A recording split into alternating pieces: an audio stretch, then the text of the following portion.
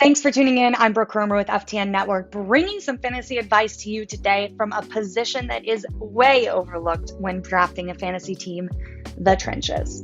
I grew up in a household where I was taught the art of a double under and zone blocking from the age of 2 with an offensive line coach as my father.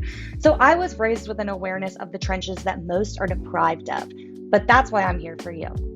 Obviously, we all know the line is going to affect the run game and the quarterback play, but it is so much bigger than that. Every single play starts with the offensive line and is carried through on the backs of these 300-pound men. Think about it this way. There are 11 men on the field at one time. 5 of those players are offensive linemen. That means almost half of the men on the field are linemen. That being said, a great line can multiply into a great offense, while a poor line can silence the offense completely.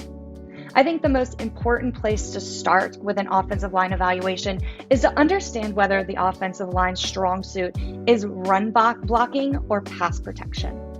If they can open a hole in the line for a running back to sneak through or carry a defensive lineman off the line to plow through a team with a running back in tow, I'd say that team is probably going to rely pretty heavily on their run game to get them to the victory.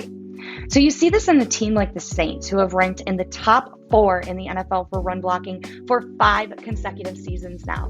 They have been able to open the field for Alvin Kamara to run straight to the top of the running backs list for fantasy last season.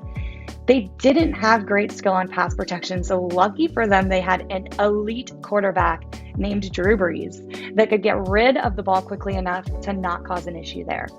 Then you look at a team like the Browns, who had the top-ranked pass protection line in the 2020 season.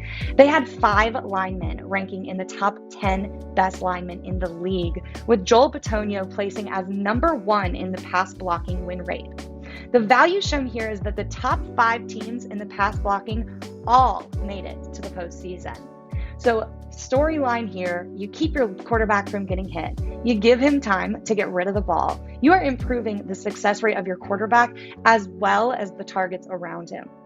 So as you can tell, I am passionate about the big guys up front. So you'll see me giving them love all over the course of this season. But until next time, thank you for joining me. For FTN Network, I'm Brooke Kromer.